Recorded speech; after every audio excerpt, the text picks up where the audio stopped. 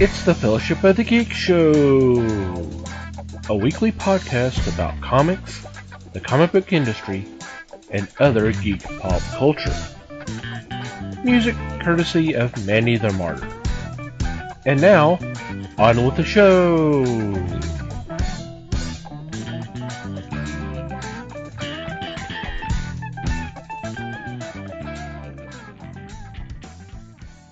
Hey there, everybody. It's the Fellowship of the Geeks podcast. My name is Thomas Schick, and joining me for this episode is Mike Marlowe. Hey, gang. Les Webster. Hello, all. And Liz Neiman. Hello, everybody. How are you guys doing? Yeah, pretty much. It's been a week already. Yeah, it has. It's Monday, just for reference.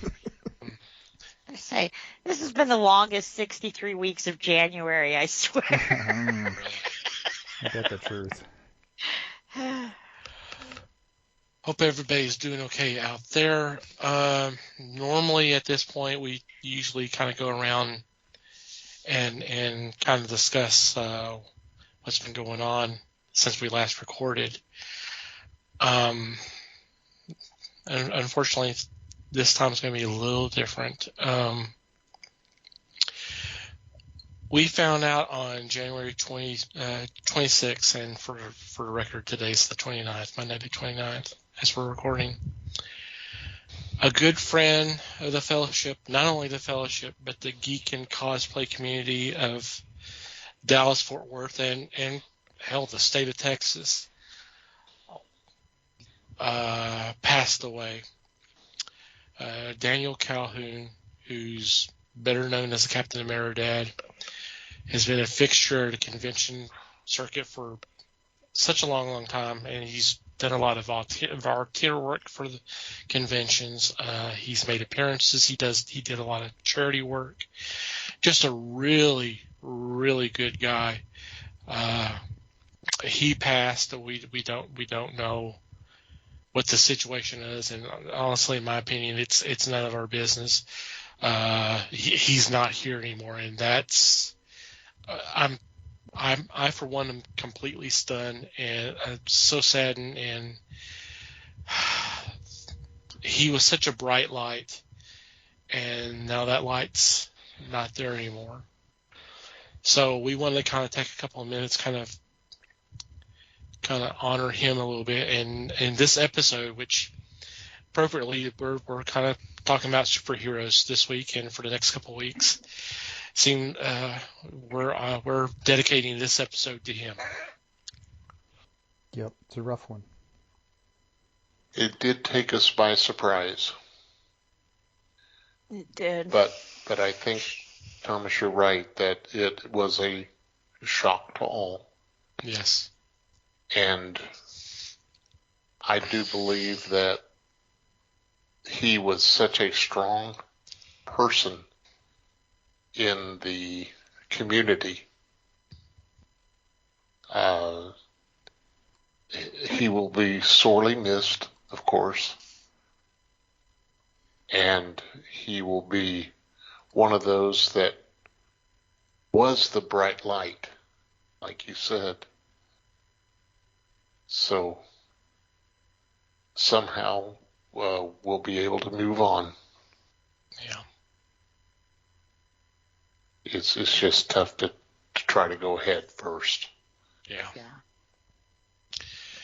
Well, after several years of not making cons, I was really looking at trying to get back into it this year, and he was one of the people I was really looking forward to seeing and renewing our friendship. And I just feel bad that opportunity is not going to be there.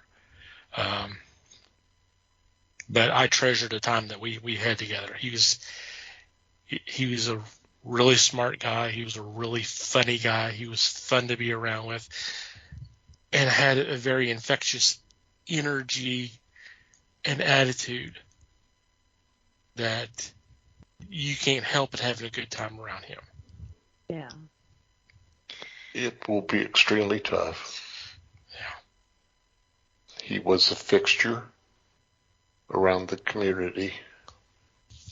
He was one of those people that always had a smile. Yes. He always spoke to you. Mm-hmm. He made, I don't know that he didn't know somebody when he was reintroduced, because he was so with it. He knew exactly who was who. Yeah. He could almost tell you what things were your interest. Yes. And that's a tough thing to do. Yes. He could pick up on that. I know Yeah. the first time I met him was at an event at Galaxy, and I had just started working there. And I didn't, I was still getting to know the guys and, everybody. And it's almost like he knew that, because he came over there and just started talking to me like I was long lost friends. Yeah. We kind of sat there and chit chatted for a minute, and then we got on the subject of music. And it's like, as soon as I hit on, I think he saw that I was comfortable talking about music, because from that moment on, that's what we talked about. It was, oh, have you heard this? And, so I felt, for one, it made me feel very welcomed in the situation I was in. And someone as introverted as me, that says a lot, you know. But the next time I saw him, it wasn't one of those, oh, yeah, I remember you. It was like, hey, did you listen to that song I told you about? So it was like he constantly knew, oh, yeah, I talked to her. This is what we talked about. Although he probably talked to everyone in that room that day, Mm-hmm. But it just has a way of making you feel like somebody, Mm-hmm. I was telling my friend across the street, he got into Comic-Cons and stuff, and I was telling him about Daniel, and he says, it's crazy because he's the first guy I met at a Comic-Con. And it's like, I don't doubt that, Right. That doesn't sound crazy at all. Right. But it was the same thing. He picked up on what he liked and always made him feel welcomed. Every time he saw him at a con, it was, hey, did you do whatever, Plus, they were both into Captain America, so they had a lot in common. But he was just that kind of person. I don't know how the hell he remembered everything, because, if he talked to us like that, there was thousands of others. But it just had a way of making you feel like, you are who I'm talking to right now. You're not just some person here, I'm your friend. We talked about this, So He had a gift for connecting with people. he did. He really did. And then his charity work that he did with children. I mean, my God. It just doesn't seem fair, Yeah.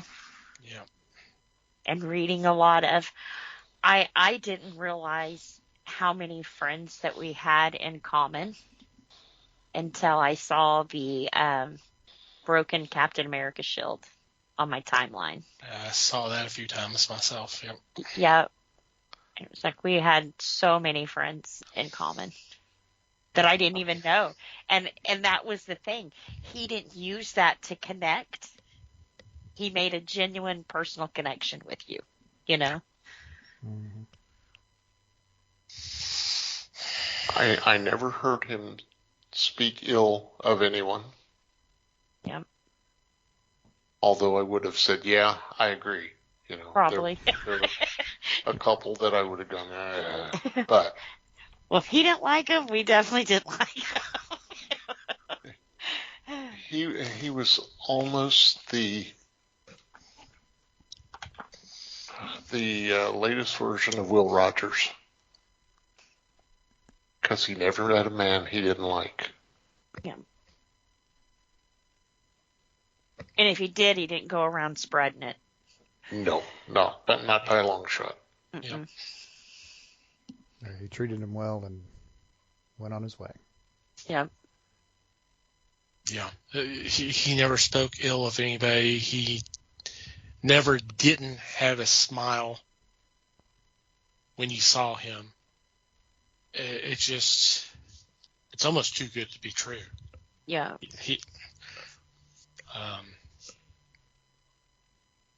Of course, being Captain Ameridad, Ameridad, yeah. He had a shield Mm-hmm. that he carried to every Comic-Con, and every person he talked to, you got to sign my shield. You know, you got to sign my shield. That shield probably had thousands of names on that. I don't remember if I signed it or not. I can't tell you right now. I've had too much on my mind. Yeah.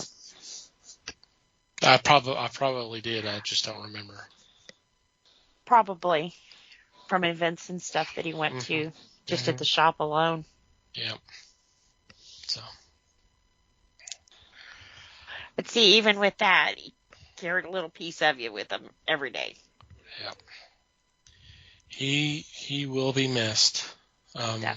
Obviously, our thoughts are with his family at this time, friends, and like I said, the whole geek and cosplay community are just stunned and are heartbroken at this news. Yeah. I know that there is plans for a memorial at the All-Con convention in March. I don't know about some of the other ones because I know he helped out with a lot of them, not just here at DFW, down south, like in Houston. I think even in Lubbock. I think I saw some mention from a convention in Lubbock mentioning his passing. So he was everywhere and they knew him. Yep. So. And if you've ever been to a convention in the Dallas-Fort Worth area, you have more than likely seen him. You know? True. If you didn't, you weren't looking. But even if you didn't talk to him, you've seen him. You've seen him. Know. Yeah. He was there. He was there. So again, this episode is dedicated to his memory. And on your left, Cap. Yeah. All right. Let's get into this week's discussion. I mentioned it's superhero theme. We are celebrating the 85th anniversary of the creation of Batman. He was created.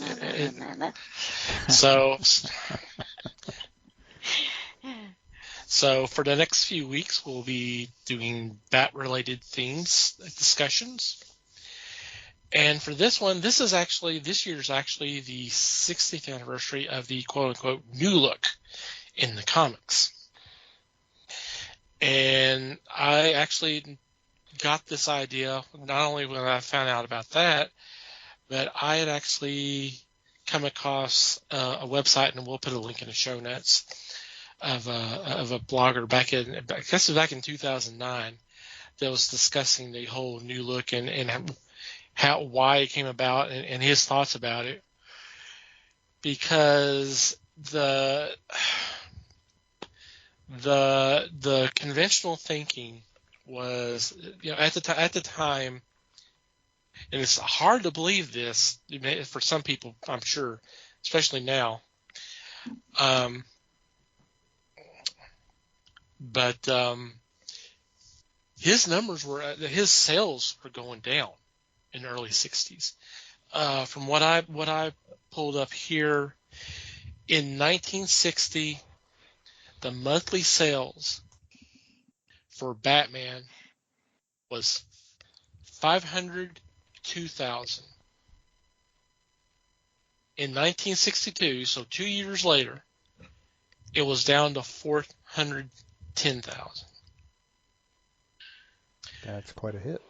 That's quite a hit. And the thing is we don't know what happened the following 2 years because DC never released all that information. World's Finest. In 1960, it was 476,000. Went down to 420,000. And Detective was 314,000. And was down to 265,000. But the thing is, yeah, you look at all those numbers and all, you listen to those numbers like, wow. But he was still ranked 10th. He was still in the top 10 in comic sales. Sounds like it was all the comics then, huh? Well, I mean, that's all you had back then. Because, I mean, Yeah. you know, there's no comic book out there today that's making those kind of numbers. Unless it's a book that's been reprinted several times. Yeah. So, I mean, from what I have heard a few years back when I was actually running a comic store, it sounded like the make or break for a cancellation was 40,000. So you're talking about a tenth of what he was making for a month in 1962 for the main book. Yowie. Yeah.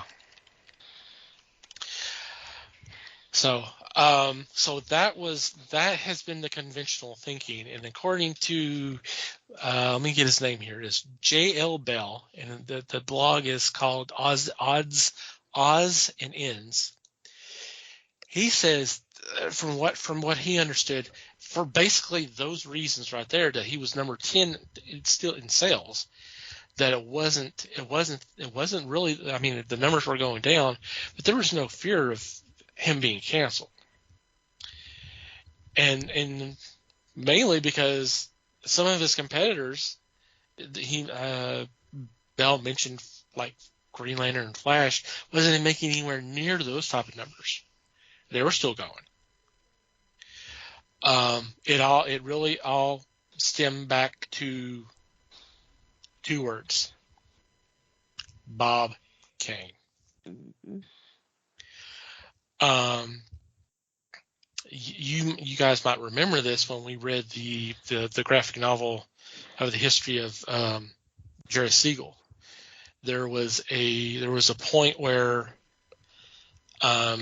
Siegel and Schuster approached Kane about trying to get him involved, helping him with trying to negotiate to where they could get a better deal regarding Superman. This is back in 46 or so. And Kane said, yeah, I'll do that. And he immediately went to DC and says, hey, they're going to try to haggle you and all that. So for me telling you that, I want a new deal.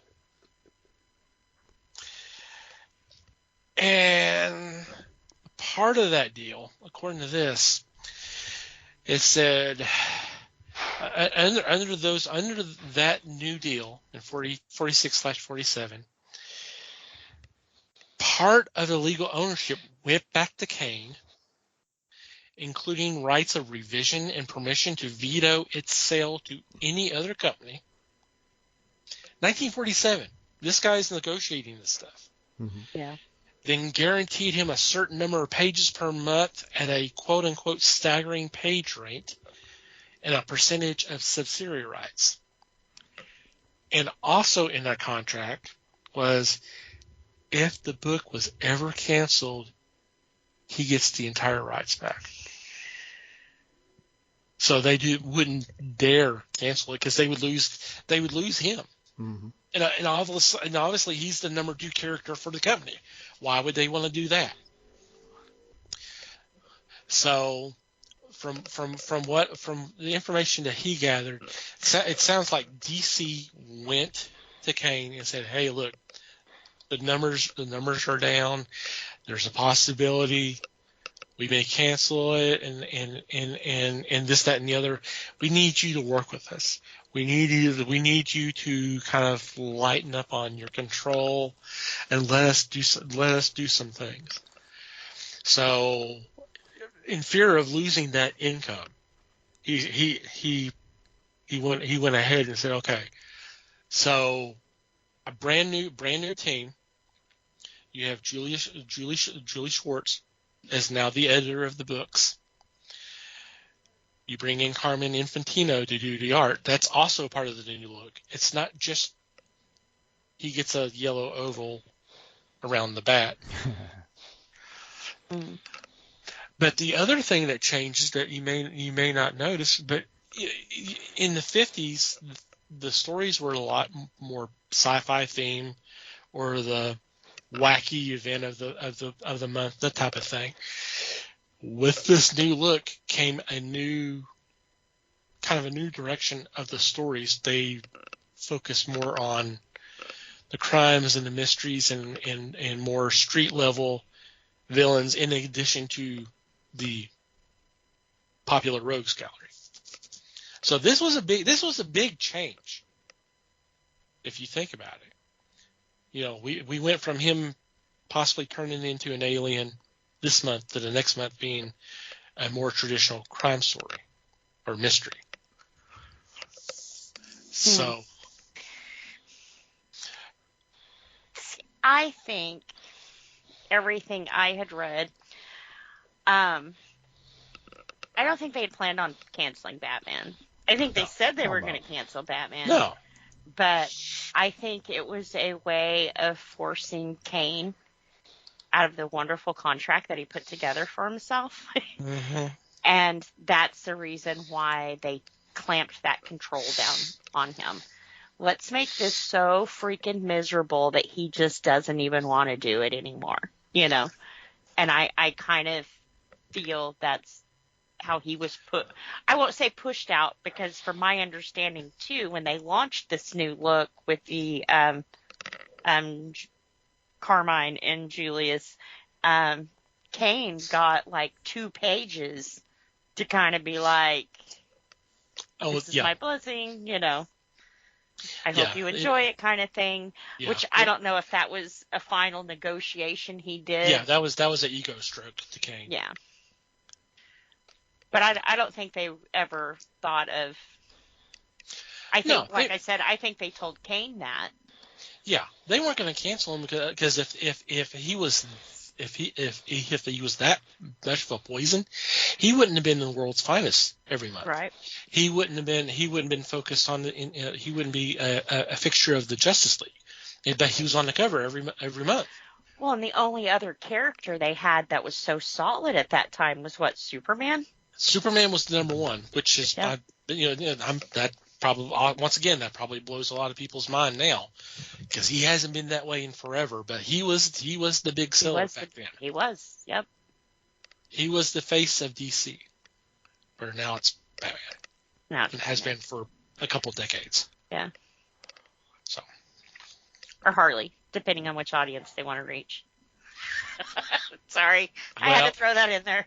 Harley wasn't around. Not back then, or they would have used her then. But I mean, Batman. I don't look at the numbers anymore, but when I do, I still see an issue of Batman being the number one seller for that month. Yeah. Still. Well, it's kind of easy though, because he has 50 titles out, you know. Well, so. I mean, it's kind of the chicken and egg thing. It's like, you know. Yeah. There's so many Batman books because they sell, and there's they sell because there's so many Batman books. No. I haven't. Well, we won't go into new state of Batman yet. This is not. We're talking about 60 years ago. We're talking about 60 years ago. We're talking the new look, Liz. Yep. Get back in the 60s. Not the new look. No, the new look in 64, not the new look now. So we're not talking about Lenny?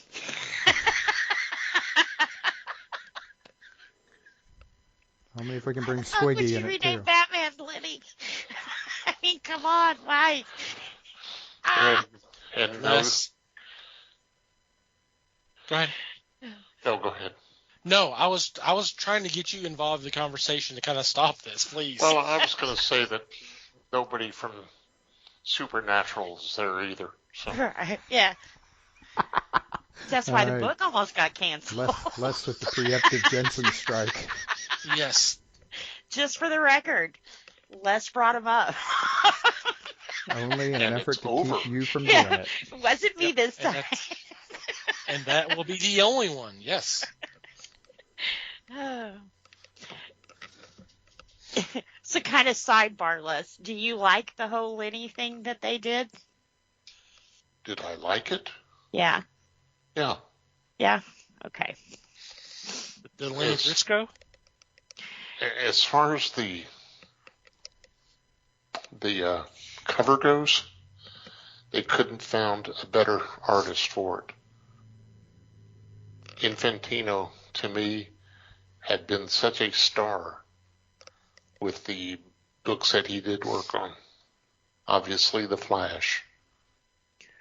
Yeah. And there are a multitude of others. Well, he did a lot of the interiors, too. Yeah. I don't know if he did both books, but I'm pretty sure he was doing Batman.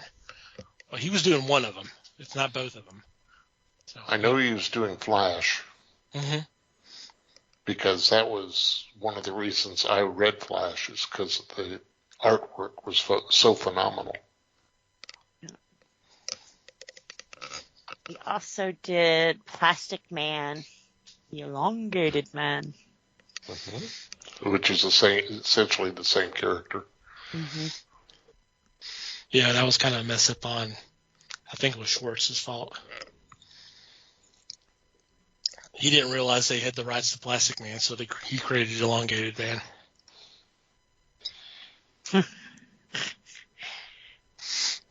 Yeah, DC's That's legal pretty team cool. wasn't quite as huge back then as it is now. Mm. But anyway. Yeah. Yeah, they didn't have the guy who found out that, hey, they own Machine Man. Uh-huh. Which, update, I have not seen anything since the initial post, the initial story. Somehow I'm not surprised. I'm not either. So. But, well, So this What- takes the whole thing, I mean, part of, correct me if I'm wrong, and I probably am. We will. Oh, yeah, with prejudice. It seems like this was partly intended to, like, take a more serious direction in terms of Yes. stories Mm-hmm. in 1964. Mm-hmm. So here's my question. Mm-hmm. How long was the TV series in the works before it actually aired? I have no idea. I mean, you got to think it's got to be at least a year, right? You'd think with production and just getting sets and stuff. So how much that was a balance out of what they were trying to do with the books? I don't know. I mean, I don't know that anybody these, has a real answer or anything. Don't worry. in these postings, he does mention a show. He talks about the fact that the new look slowed down the bleeding, but when the TV show hit, the numbers went up again. Yeah. Until the show was canceled and then went down again. Right. But that was also the time that they kind of changed up again, because here comes Denny O'Neil and Neil Adams, and we're moving away from the Wayne Manor. We're going to Wayne Penthouse in downtown Gotham. Dick's gone to college, so now he's the teen wonder. So that was basically another big change. And you're talking about 6 years later, 5-6 years later. So. Yeah, making him more hip and trendy, essentially. Yeah, well, hip and trendy, and then obviously with Neil Adams' art and some of the others, a lot more of a realistic look, Right? Compared to Infantino, which Infantino's art's great, but that was also different from what was coming before. So, Right. My impression was that Infantino's art was kind of an upgrade in that regard too. Yeah. So it seems I haven't seen any comparisons, but you'd think it was straight up cartoony before that. But anyway, I don't think it really was. But Well, I will agree, because Dick Sprang had artwork that was so outlandish and to a point where no one could really look at it and keep a straight face. This elevated the character by just the artwork used. And to me, that was a major coup. The stories became tighter. Mm-hmm. You got less of the Rainbow Batman or the Mummy Batman or the goofiness was gone. Yeah. Mm-hmm. Thank goodness. I mean, they weren't all kind of the serious that we would see in the 70s, but I mean, it was definitely a lot more. There was definitely, like I said, the sci-fi element was definitely gone, and some of the preposterous story ideas were gone too. So, kind of makes me curious to see how it had devolved into that to begin with, because my impression of the early years was that it was fairly dark already. So the idea that it somehow in, what was at that point, 30-ish years, I mean, I imagine it was an up and down thing. I imagine it wasn't just a single sloping trend, but I think Wortham had something to do with it. I think they needed to change things a little bit because of what he had, and I'm talking about Frederick Wortham. I think he might have played a part that where things maybe a little bit lighter tone, and well, I mean, it was also the 50s, so I mean, and it wasn't just Batman. I mean, Superman was kind of going through, and one it was across the board, at least DC wise, and of course Marvel wouldn't show up until 61. Marvel proper, right. So. And that may have played a part as well. That's not anything that's mentioned in these entries here from 2009. You got to believe Marvel's approach to stories to be a little bit more realistic, a little bit more drama, a little bit more identifiable. That had to play a part because, on one hand, you got Peter Parker trying to figure out how he's going to pay this month's rent while he's also battling Dr. Octopus, while over here on Batman, he's having to wear a different colored costume every day for some strange reason. This is what was going on at the time, more or less. Right. I mean, and to an extent, you could argue Spider-Man as an obvious counterpoint to Batman, because Batman is the super wealthy guy, and like you said, Spider-Man can't pay the bills. Yeah. So there was clearly some pointed statement there anyway. Right. And the more serious tone coming straight out of the 50s. Well, we had the comic code made in the 50s. They had to change. Well, that was the Wortham reference too. Yeah. That's where all that started, was the seduction of the innocent. Mm-hmm. In case anybody out there listening didn't catch the reference. Right. Yeah. Thank you. So yeah, it's a lot of response and counter response. Yeah. Interesting that the idea that Marvel was on DC's radar already by 64 is interesting. I mean, were they blaming Marvel for cutting into their numbers? Well, I don't know. You also have to think during this time period, it wasn't just comics. Comics was a paper medium. At this time, we were all making a rush towards TV, too, which was leaving anything in a newsprint media pretty much left behind. So you also had the comics trying to catch up with that, but they can't really catch up with TV because now we're under this code and, So there was quite a few things influencing the comics at this time. So a lot of it was catching up to be relevant, which is probably where 66 Batman TV show came from, trying to keep into that and keep it fresh. Right, trying to play.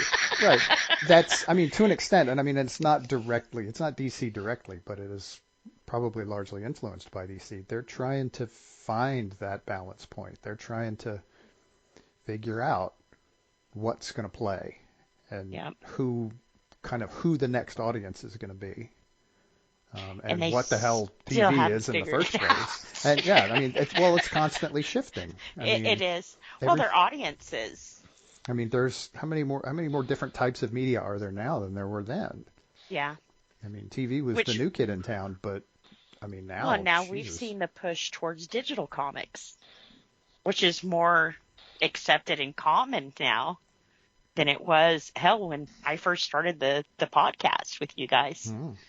That was crazy. We don't want that. That's what you said. Yeah. Yeah. And now I have them on my Kindle. Uh-huh. So yeah, I think this was an interesting time. It's like, I hate to harp on TV, but TV ushered in a revolution of its own. Everything had to change if you were going to keep up with this, because that was the next thing. We've done movies, but now this is going to be in everyone's home, which they centered more on family than instead of a certain age group or anything. It was a variety. Shh, hang on.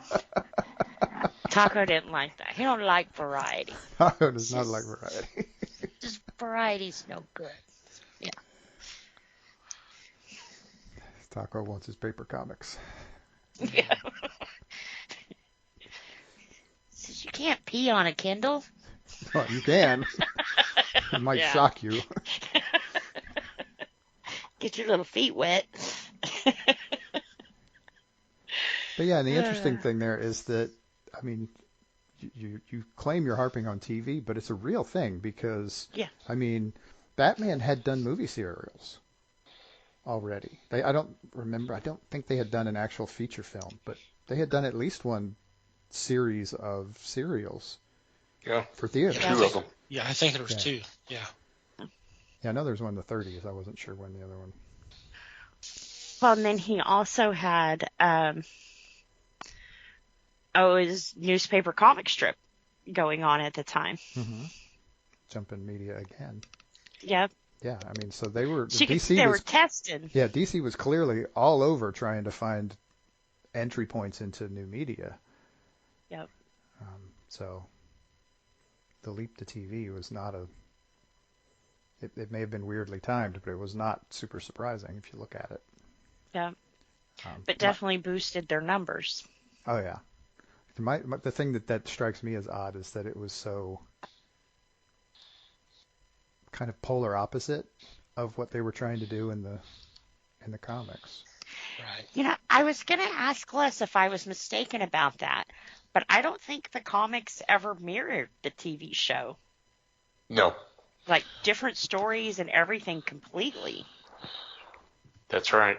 Yep. Yeah, they invented new villains for the TV show even.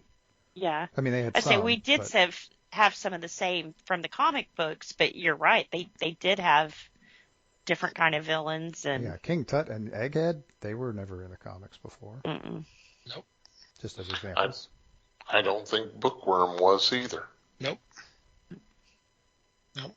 Or Shane. No, that's right. Or who was the one Michael Rennie played? It was a episode with, Klaatu? Yeah, Klaatu. I'm kidding. That's from the day the Earth stood still. You bastard. No, he was teaming up with Catwoman. Yeah, I don't remember his name right now. It's been a long time since I've seen either of those. Yeah. Yeah. I watch this every Saturday and I'm going, Which way did they go? I do agree with you that Marvel had to keep up. All of a sudden, they were forced where they couldn't just live off reprints of stories. The Sandman. They had to get into into the vaults or into the writing room and start creating stuff. Because for a while that's all they did was reprint Spider-Man, X-Men. And if you want to talk about somebody with so many titles, I know Batman has plenty. Batman Family has a slew. But then you got to look at X-Men. Well, they do. They definitely do now. Yeah.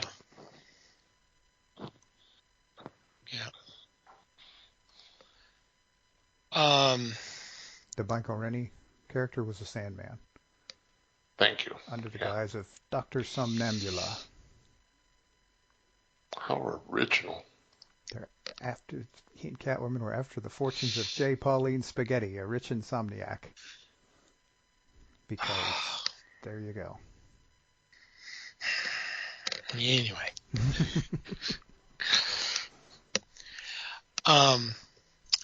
I've read a few of these stories, and I would love to see these reprinted. I'm sure they have been in some form or fashion. But I remember enjoying these stories, and the artist part of it, because I do like Carmine's art, but I just remember the stories being pretty solid too. So, do you have a particular? Huh? Do you have a particular story that you would like to see reprinted? It's been so long since I've read them. I just remember enjoying them. I'm not going to be picky. I'll take them all. Right, just the first couple of years worth. Mm-hmm. Go for it. Slap an omnibus together. Yeah, I'll take that, definitely. It probably will, because I mean they just released the first volume of the Batman the Silver Age within the last year. So we're I don't remember how far it goes into it, but probably another 2-3 volumes, then we'll get there. I'm just glad they're doing Silver Age. I'm ready for them to do Bronze Age too. Hell, I want them to do Golden Age of some of the other characters that are not Batman, Superman, and Wonder Woman. Good luck. Well, they've done Green Arrow, because I've got that. But, it would be nice to see the Green Lantern or Flash or Justice Society or some of the others, Yeah, but like you said, good luck. But I'm surprised there was a Green Arrow. I don't know if it was Arrow influenced or not, but I can't imagine. I can't imagine that being the reason. I know they did include Elongated Man. Mm-hmm. They had that collection, which included his first appearance. So to me, that was successful.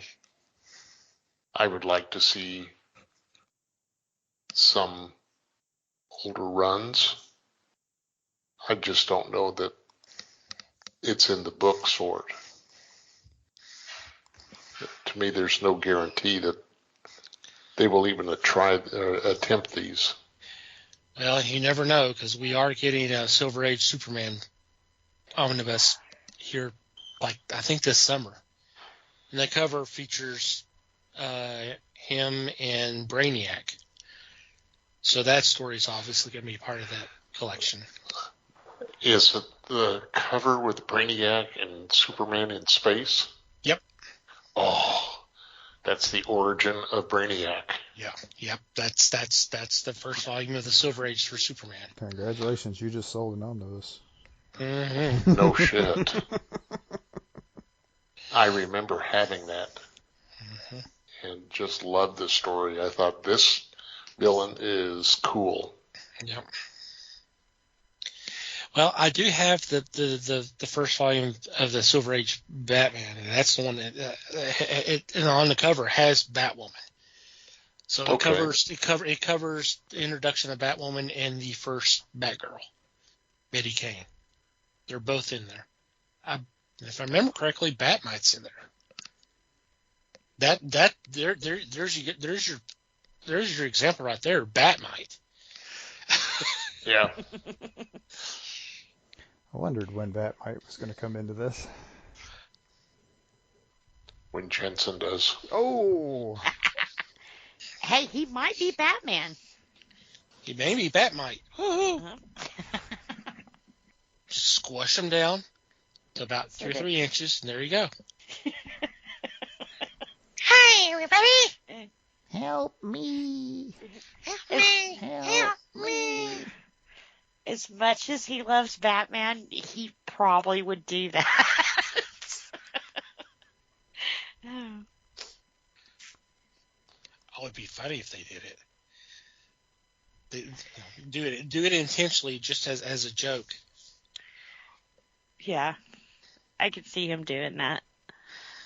No.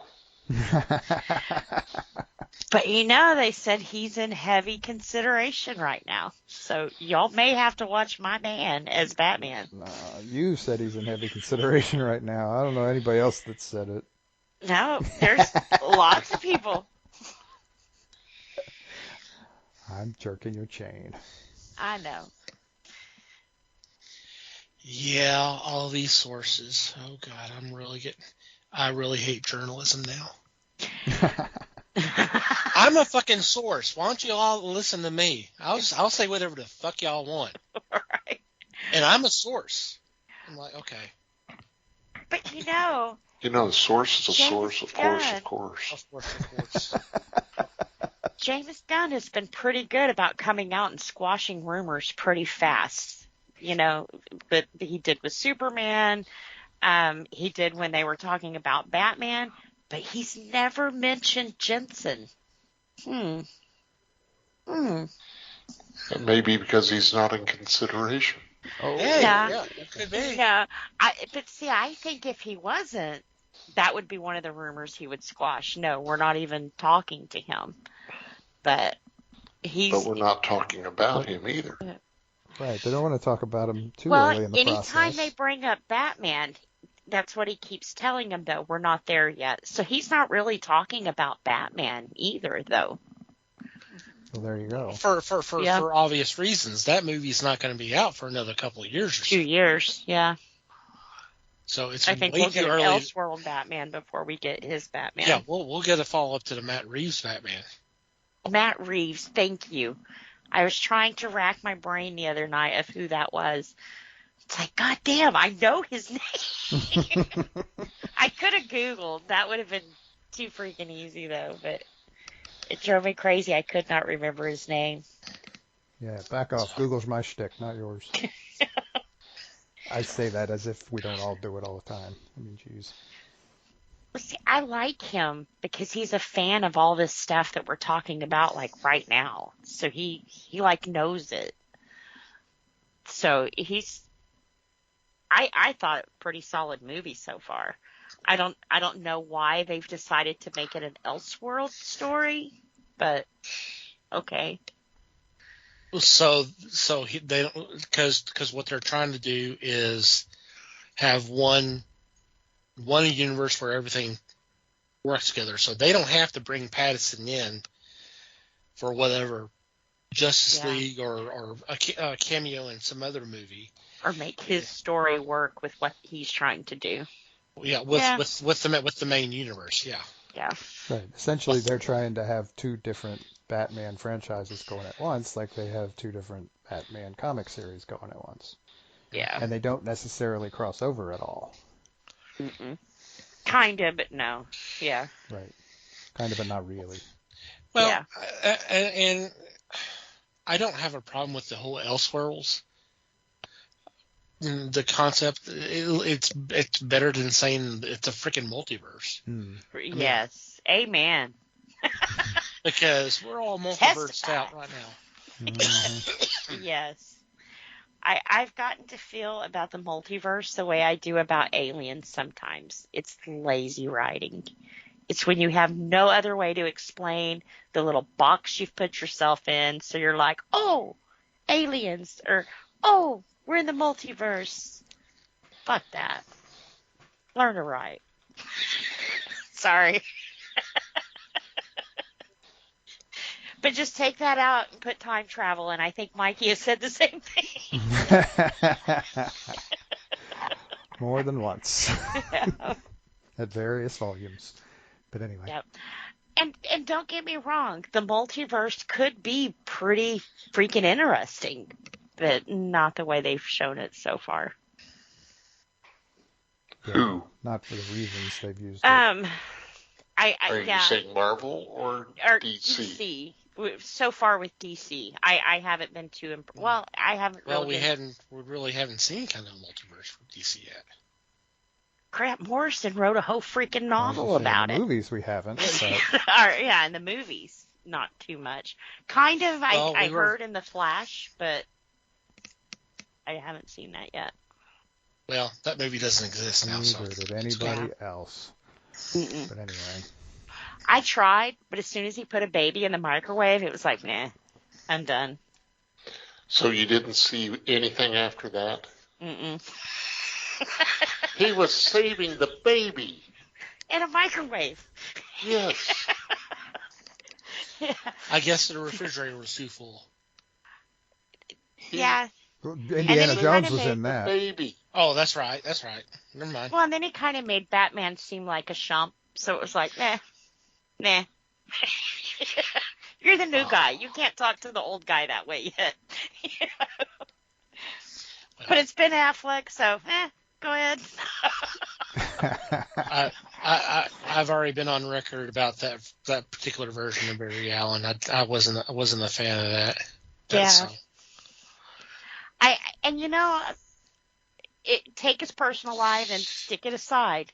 He could have been a good Flash had we not have had Gustin first. He set the bar, and Ezra just never even tried to see that bar. It wasn't Ezra's fault if that's the case, because that's writing. Yeah, it's true. That's writing. That's the writing. That's right. Yep. I'm just making sure there's that's a distinction there. Personal right. aside, yeah. The Flash they gave us was not the bar level that we had already been getting for years. Right. How long was Flash on? They were clearly trying to do something different, and Mm-hmm. like you, I agree with you that audiences weren't ready for it. Mm-mm. For whatever reason. Not yet. Yeah. Was it 7 or something like that? It was 7 or 8. 7 or 8 seasons. Yeah. Pretty good run. Well, it just And although it didn't start the Arrowverse, definitely carried it. But yeah, The new look. Yeah, the new look. I liked it. I liked the new look. I like the direction they were trying to go with it, for sure. Mm-hmm. I think it made it easier later on to put it in TV terms. And it sounds like they needed to change something. Mm-hmm. Yeah. And as far as massive changes goes, seems like it went over pretty well. Mm-hmm. Yeah. Which I'm sure at the time it didn't. It might have taken a little bit to catch on, but it picked But you up. didn't have the internet amplifying it and stuff either, so. Right. You know. It was a hit when it started. Was it? Yeah. I don't know if the new look also, but it seemed like the artwork got a lot cleaner and stuff too. Yeah, that's from that point on. That was a big part of it. from what I read, it slowed down the bleeding of the cells. Yeah. And then when the show debuted, that's when everything went up again. Because everybody was loving the TV show, so they were going out and buying the comics. Mm-hmm. Something that doesn't happen today. Right. It does, but you've been at a store, and Liz has been running a store. Yep. People walk in and say, I want the latest X-Men. Yep. Well, that doesn't happen in the comics. And then they get upset. Right. That's what I would hate. I want the ones that's showing in the movies right now, and it's like, well, they don't like canon, so you're not going to find it here. Right. They don't really do that. Your SOL. Hey, good understanding. Get the Batman omnibus. Yeah. For one, you're in issue 4 of a 6-issue arc right now, and so that's not going to. So you got to buy 4 of them, not just one. And 2, these are not even characters that were in the movie, so. Yes. There you go. Or explain why graphic novels, although there's like 20 Batman ones, they don't all go in numerical order like that. There's different arcs and stories. And if you want the story from the movie, then you're going to have to buy like 4 or 5 of these because there's bits and pieces of them all of it. crammed into this movie, and that's still not even the whole thing. So none of it makes sense. I remember when I was running the store, when Black Panther exploded on the screen. What a mess. Oh, no, you mean, never mind. Say Wow. yuck. That was cruel. Everything goes to Mikey Geek. I was going to say, not as cruel as it would have been a couple of years ago, but that was cruel too. You're not free. I remember a lot of people coming in asking for Black Panther items, none of them comics. Right, they're looking for. They wanted T-shirts, they wanted action figures, they wanted all the other stuff. They were not interested in reading the stories. Yeah. No, they had the story they wanted. Mm-hmm. They didn't need any more. Yep. Well, that's why the comic world, really, we have 2 different kinds of fans. And I know with, being working and owning one, you kind of got to figure that customer out. You have the ones who are totally comics. They want the comics. And then you have the comic movie fan who thinks that they like comic books because they like comic book movies. And you still got to find a way to ease them in. And, okay, this is the way we geeks do it. Right, you got collectors and you got consumers. And they're very different animals. Yes. Not literal animals, metaphorical animals. But. Yeah. Which, not talking down to them, but it's 2 totally different ways of talking to someone, too. Right, and that's the trick, is to not talk down to them, because you want their money. Mm-hmm. You do. I mean, well, and not only that, I've never wanted to gatekeep the comic book world. Sure. The more people we have in here, for one, it's people reading. I mean, I am a 200% backer of reading, whether it's kids, adults, old people, I don't care. That's right. You got a book in your hands, you're doing good. 200%. There's a whole other Liz who agrees with her completely. Yep. But at the same time, when you get that person who's like, I want to read Batman, you don't want to overload them either. You don't want to start them out with like Killing Joke or death of a family. You want to start them out small and work them up to that. Mm-hmm. So here's a good question. It's Batman. It's not necessarily new look. What would you suggest for someone who was trying to get into reading Batman? How far would you tell them to go back? Oh, God. Like if I had never heard of Batman before in my life and I said, hey, I kind of want to know who this Batman guy is, what book would you put in my hands? Well, first I'd sit you down and go, okay, we're going to talk about this guy. Batman, okay?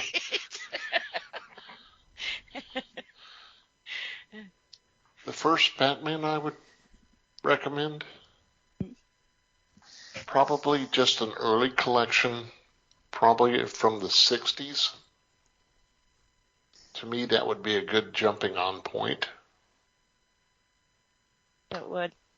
And then you can progress from that. That way you've got an idea of the character, you know what could happen, and hopefully you get yourself past some of the crap from the 60s. Well, these stories we're talking about right now, because they're straightforward, they're fun, but they're not insulting like you're talking about. Just some of the goofy stuff that has happened before. These are straight, really good stories, and you got the incredible art. I think this would be a good starting point. Yeah. Some of the 70s stuff. I mean, there's not a lot of that collected. I'm hoping that's going to be changing here soon.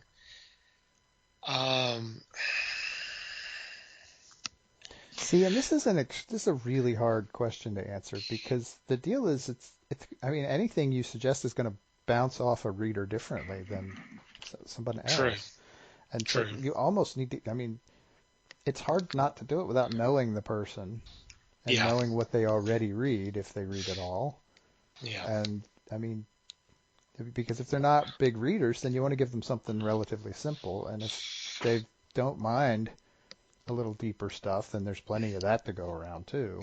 Mm-hmm. Yeah. So it's really hard to kind of narrow it down without actually talking directly to that person to get a sense of their taste. Yeah. I mean that's a good point. And that's been the challenge of comics retailers forever. I mean. Yeah. And DC. And there's so many different kinds of readers. Mm-hmm. Well, in the case of Batman, that is a character that's been handled different ways. I mean, like I said, these stories a little bit lighter, but I mean, you could also go Year One, Dark Knight Returns. Those are darker, that type of stuff, or something more in the middle. You know, there's he's been handled so many different ways where, you know, it could be a detective story, it could be a superhero story, it could be a vigilante story. And that's kind of one of the things that's kind of amazing about him. Right, you've got almost a century worth of stories to pull from. I mean, it's really friggin' hard to narrow it down at that point. That's kind of one of the things I've been kind of disappointed with the movies, because look at Captain America. Look at those films. The first film was a war film. Mm-hmm. The second one was a espionage film, and then the third was just basically heroes beating the shit out of each other. Three different very different types of stories. Very different types of stories, and they all worked, and they all starred the same character. Mm-hmm. Yeah.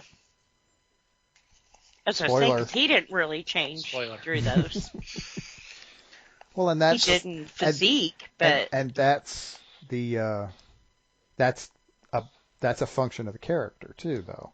Mm-hmm. I mean, he is what he is, and I mean, I'm not going as far as saying he can't learn and grow. He did learn and grow in all of those movies, but him being still maintaining that same persona the whole time. That's basically Captain America.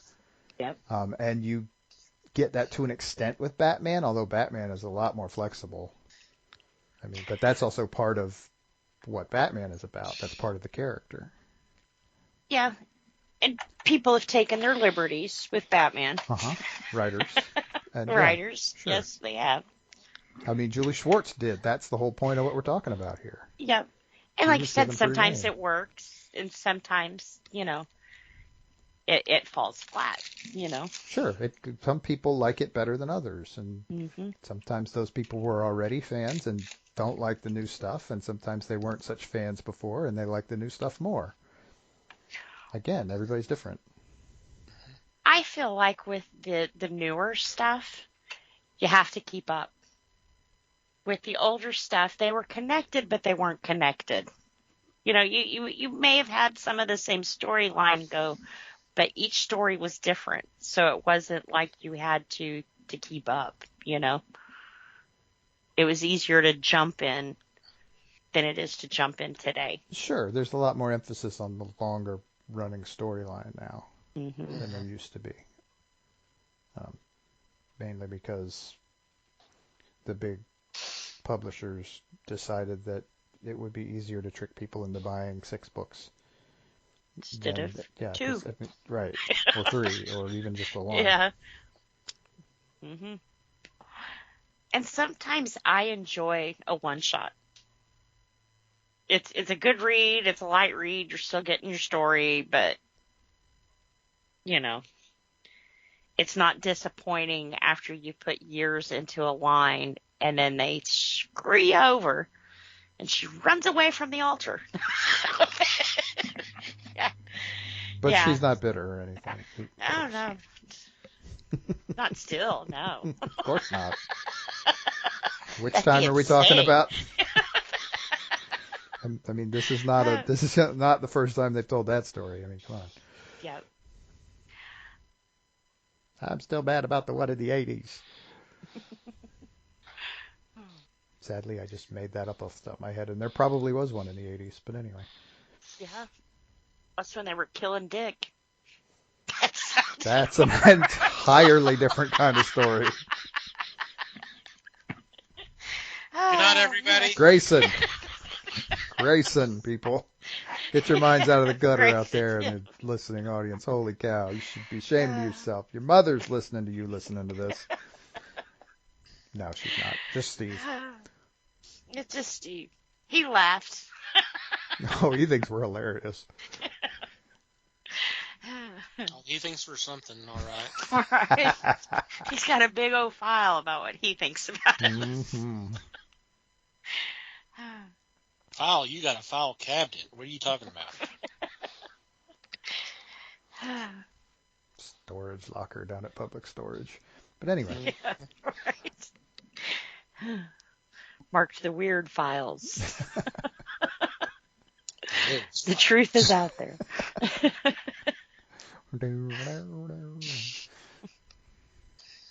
Well, I'm happy they made Batman. And I'm happy they did the new look because it definitely did keep him going and pushed him forward like he needed to be. Yep. See how I did that? Brought around town. I totally did it for you. 10 years before you were born. But anyway. Well, I mean, if they would have screwed that up, I wouldn't have gotten Batman. So. Nope. You wouldn't have. Or Jensen. Yeah. Absolutely. Or Jensen as Batman. That heartbreaking.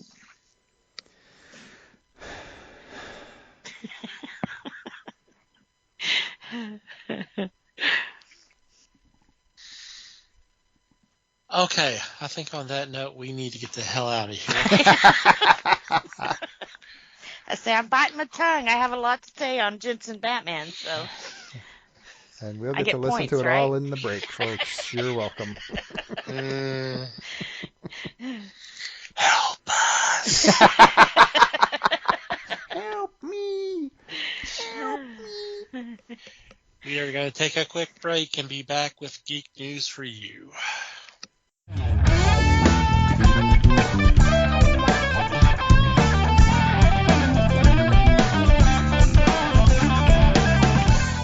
And we're back, and it's time for Geek News for You. In this segment, we bring a couple of news items to the table for discussion. This week, it is Liz and myself. And Liz, would you go first, please? All right. I want to talk about the new Suicide Squad game that's coming out. There's been a lot of hokey pokey with this game. That's what it's all about. Yeah. Turn They turn yourself themselves around. Wow. Apparently, Rocksteady did a, come play our game for a couple of hours. And they had some, like ING or IGN and people come in and play this game. Well, when they walked out, half of them were like, man, that was bullshit. What the hell is this? And the reviews were not good. Now you would think with a variety of different gamers and stuff, you could pull a good review somewhere, but they couldn't. So, the powers that be, whoever's over Rocksteady, they've decided that they're now going to play tit for tat. Okay, you didn't like our little game, so now all you reviewers who usually pump our game up and get it out there and get some good gameplay going so people will spend $100 on our games, we're no longer giving you review codes. You will get access to the game when everybody else does. Because I quote, how did they say it? Review sites are useless, and players should make up their own minds. Yeah. That's This never. is 2024. Every time the movie industry has tried that, it has failed gloriously. Big time. Mm-hmm. And so they're going to Big learn a time. lesson here, and it's probably going to be an expensive one for them. Very expensive. The game right now, for $70, you can buy the game, and the servers will open February 2nd. For $100, now before the plan was for the $100 deluxe package, you could buy the game and you get 2 days early access. Now they're like, no, everybody's starting on the 2nd when the servers start up. So all of the people you have on Twitch who normally will get gameplay out and get this game going and get people excited don't have access to the game early. People like Osmond, who would actually give it a good run through and a good couple of hour gameplay. Nope, not getting that either because we didn't like what these guys had to say about the game. So the clips they've released of the game, I cannot believe this is a Rocksteady game. I can't. The Batman Arkham games are probably some of the best Batman games ever put out. Rocksteady went in, they crushed it. WB learned a hard lesson because they took them away from one of the games. I think they had, I think it was Lionsgate do it, and it sucked. It sucked so bad. I mean, no Kevin Conroy, no, they went with a younger, stupid Batman. I mean, it was a bad game. I know. I'm not going to say it either. And it was kind of weird because in the set of 4 or 5, there may have been a 5th added. In the set of these games, this was the game that was 3rd. It was right in the middle of this story that you're going on, and then all of a sudden they're like, here we go, back 2 years. So it's kind of like, okay. Not only that, I'm not like a big gamer or anything else, but playing the games like we had, every year they gave us a new game. So you get comfortable. You want Batman to fly, you push up. You want him to go left, you move your controller left. You learned this. In the game that Lionsgate did, they flipped the controls. Everything was different. You had to relearn your controller again in order to play this stupid game. So they learned their lesson, and they went back to Rocksteady, and Rocksteady did the rest of the games for them.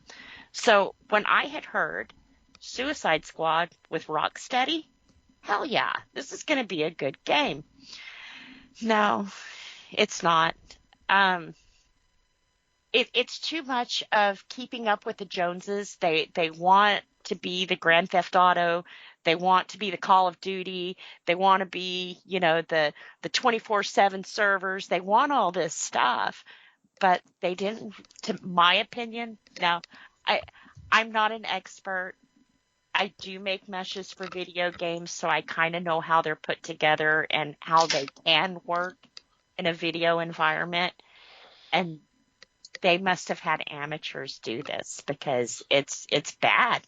Instead of walking at some point, you know how when you lag in a game and instead of walking, you just kind of float? There was a lot of that. And then actually, though, if you actually just break the game down for a minute, who in the Suicide Squad could actually kill the Justice League? Name one person on that team that could take just Superman down. Well, they know that. That's why they put a team together. So, I mean, Superman's got a team too. Well, hey, no argument here. I'm just saying. It's kind of a. I mean, even with the Suicide Squad, now you got the Justice League. All of them have their superpowers.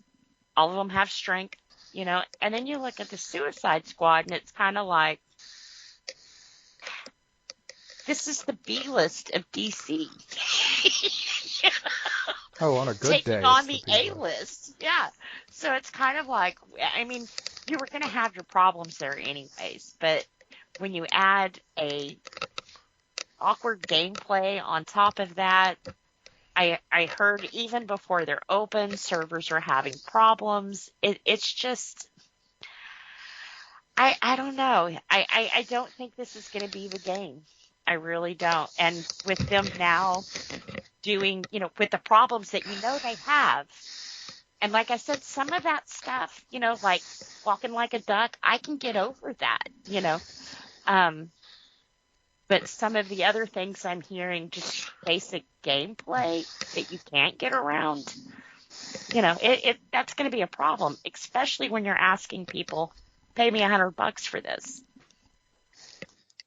Before you even see it, before you even get a chance to play it. Right, that's pay me $100 for this. People are used to seeing previews and streamers something. And all of that, and not doing that is a bad sign. Yep. Well, to me, it kind of shows they have something they want to hide. They want you, the user, to find out how bad and how sucky this is, because if you see your favorite streamer doing it and you see how bad and sucky it is, you're not going to buy the game at all. At least now, with you finding out on your own, you're stuck for anywhere from $100 to $70, And the other games I named, Baldur's Gate, Grand Theft Auto, Call of Duty, these are all successful games that they want to enter the ring with. Good luck. Good luck. So would every other video game on the planet, But right. It's... And the thing you have to remember, and other than GTA having several sequels already and all that, but Baldur's Gate 3, for example, that thing was in development for years. Mm-hmm. For at least 3 years. I mean, they started showing stuff for that like 3 years ago, and it was terrible then, but they took that feedback and they made it better, and they kept building on it, and they kept making it better, and they finally let it go in 2023, and boom, it's Game of the Year. Why? Because they put in the time and effort to make it right. Yep. Well, Cyberpunk, it was released, and there was all kinds of problems. It was a mess. shit game, yeah, but they fixed it. Mm-hmm. And I think they depended a lot on the player to tell them, hey, this sucks. You got to do this. Now, if Suicide Squad, Rocksteady, if they would have went the same route, they would have had these reviewers in private going, hey, this sucks, fix this. And then they could have released it out to where your players aren't telling you that, Mm-hmm. Sometimes people are a little bit more forgiving with a product when they haven't paid for it. I could see, I hate to throw his name out again, but it's the only one coming to my head. Osmond Gold may not go as hard on that game because it was free. Now, I paid $100 for this game, and it's a piece of shit. I'm pissed, and I'm going to tell all of you about it, Mm-hmm. So I think they're shooting themselves in the foot. Oh, big If you time. have a subpar product, get as many people as you can on your side. How do you get people on your side?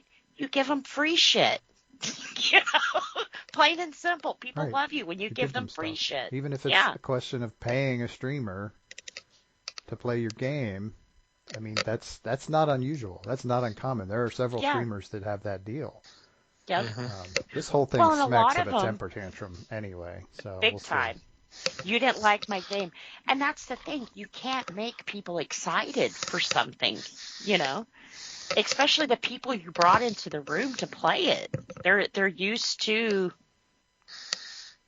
big bad games, you know, ones that can stand up on a server with thousands of people on it, you know, not just a few and it's crashing. So I like I said, I really hope with all of the marketing and everything else, they'll reconsider. I mean, they don't have time to reconsider at this point.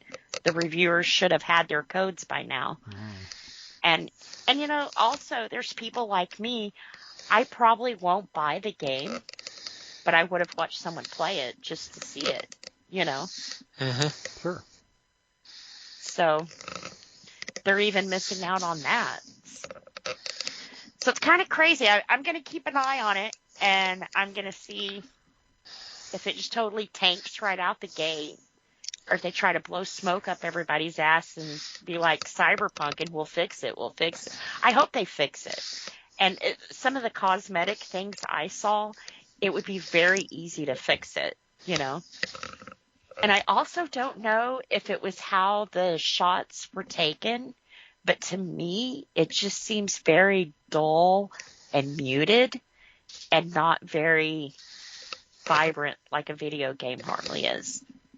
Like I said, could have been just the way I saw the clips, though. But I think even in that commercial that I shared, when it got to the actual gameplay, it was kind of like, they had their contrast turned way down. Well, and if they're trying to make it seem dark and gritty, they might do that anyway, but Yeah, this is there's more also like a way a of going fog. too far, right? Yeah. So like I said, maybe that was just the shot I saw, you know, because sometimes dream sequences and that kind of thing, they do it, but it really did seem like gameplay. So, but we'll see. I hope it works. I mean, if it turns out to be a good game, I might buy it, but at this point, But it's it kind of like, seems unlikely at this point that it's going to turn out to be a good game. right. Because at this point, I don't even feel like the developers have faith in their game. If they did, they would have given the codes out. Yeah, we shall see. Yep. Stay tuned.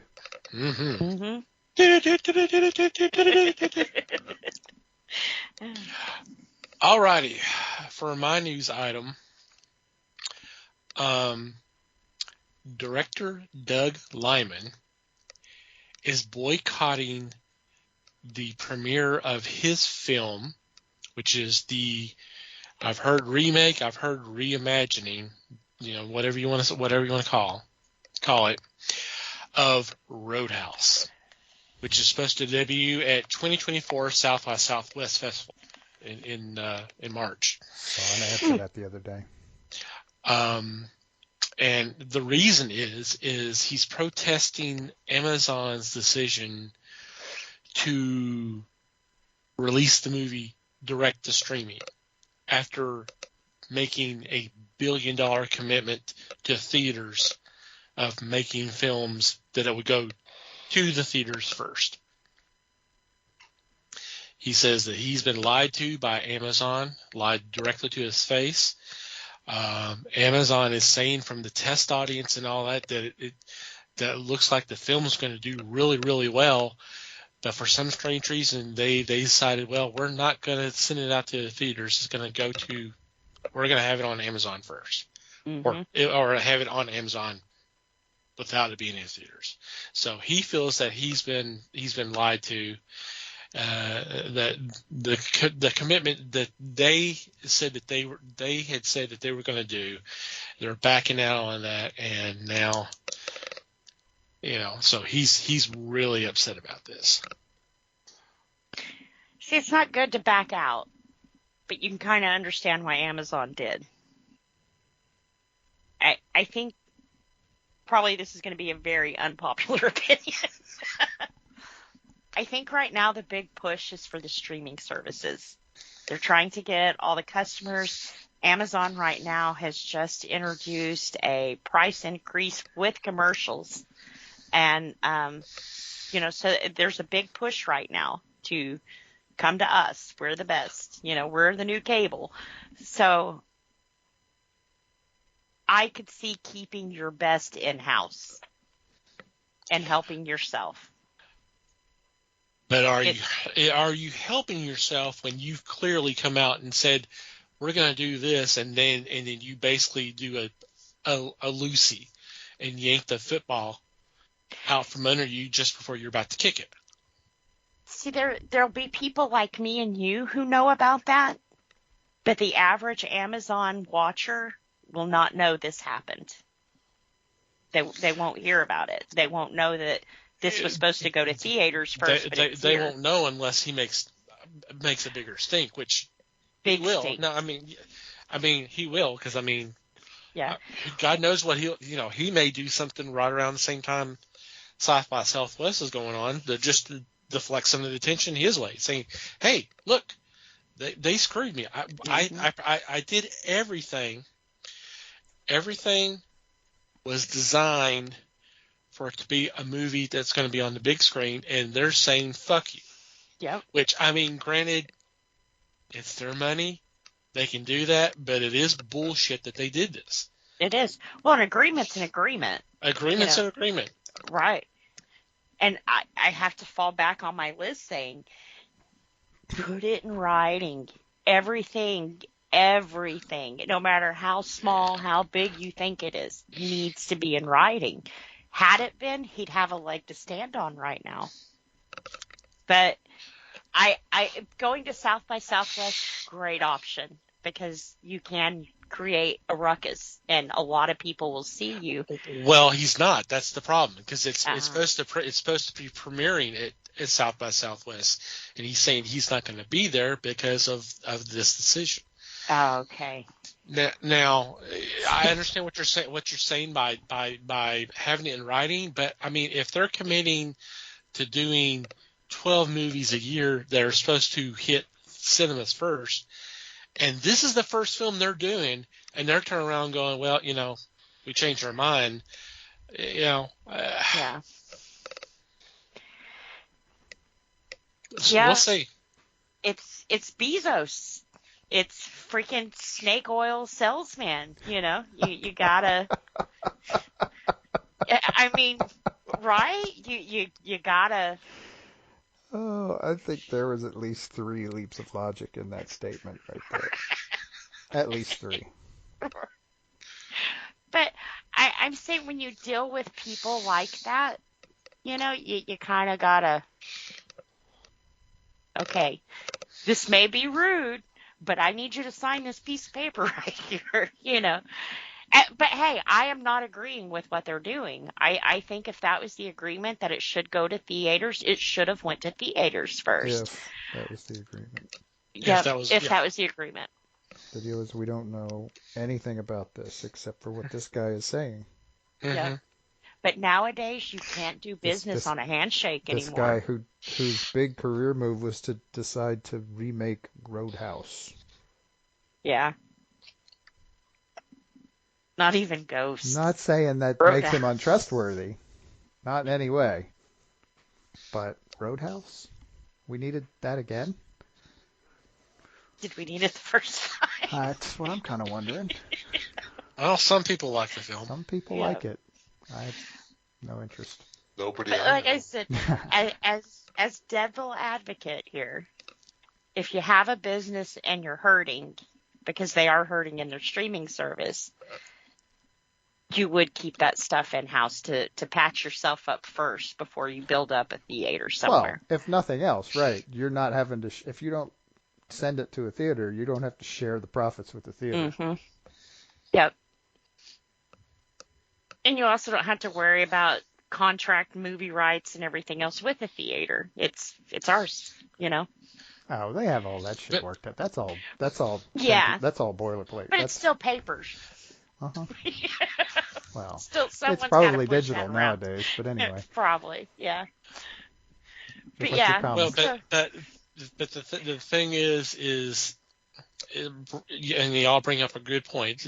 If this is true, that this is a statement that Amazon said that we're making this commitment, which I don't know. I'm not saying I believe it, or I'm saying I don't disbelieve it. It seems kind of weird for him to come out and say that, well, they said they were going to spend $1 billion and try to get at least 12 films made and into the theaters. That seems oddly specific. Yeah. For him to be pulling out of his ass, but it could be. Sure. I mean, once again, being devil's advocate. And if Amazon really shot themselves in the foot, though, because now they can no longer work with this guy. Well, it's not just that. That's where I was getting to. If they're screwing him, he's not the only one that's seeing this being happen. Mm-hmm. There's going to be others who might have looked at Amazon as an avenue to get their film made and go, well, maybe not. Yep. There's always Netflix. There's always someone else. Yeah. And right now, I think with any streaming service, if you go in and say, well, I was going to go to Amazon, they'd be like, yes, what do you need? Let me look. So, just let me take a peek. We'll see what we'll just have to watch and see what happens regarding this and regarding future projects. I hate to say, but it's part of the streaming wars right now. I think until that gets won, we'll continue to see things like this happen. It'll be interesting to see what one looks like, honestly. Yeah. I mean, at this point, we have no idea what's going to happen, right? Right. Yeah. Yeah. So, okay. Any special shout-outs this week? I think we've already done it. So kind of. So we'll go on to our regular shout-outs. I want to thank Pop Goes to Culture for allowing us to be part of a great group of fellow podcasts. If you go to our show notes, there will be a link you can check out the network. We also want to thank the fine men and women who make up Potter Family, who've been so kind enough to spread the word of the fellowship by retweeting our links. We suggest that you check them out. The best way to do that is go to Twitter/X and just scroll through whatever catches your eye when you do a search #PotterFamily. Click on those links and download the episodes. I hope you have a great time listening to them. Want to thank Manny the Martyr for supplying music to our podcast. In our show notes, you can check out some more of their fine music. And finally, you, dear listener, thank you for downloading and listening to today's episode. We value your feedback. Any questions, comments, suggestions, complaints, observations, what have you, please send them our way. Email is email@thefellowshipofthegeeks.net. Or you can go to the website and go to the About Us page, and there's a contact form you can fill out there. Didn't mention this earlier, but we do have a Discord that you can join. It's free. There's an invite on the home page, and Discord is free to sign up, and the apps are free in the App Store. We do post a lot of news items, stuff for discussion, stuff to laugh at. We usually have some activities going on there, so we do have a section there for feedback, so you can post your thoughts there. Social media, we're on Facebook, The Fellowship of the Geeks, on Instagram, Twitter, and Hive Social, we're at Fellowship Geeks. Follow us there. If you want to follow our personal Twitter accounts, Mike can be found at Mikey Geek. That's where you can send your complaints. Liz can be found at LN_geek. Les may or may not be found at fake Les Webster. And I can be found at TomTC Geek. And from wherever you download our episodes, if you take a couple of moments to rate and review the show, it would be greatly appreciated. Anything else before we say goodbye? Just thanks, everybody. Yep. Thanks, everybody. Appreciate you listening. Thanks for listening, everybody. We appreciate your support as always. And until next time, geek on, my friends.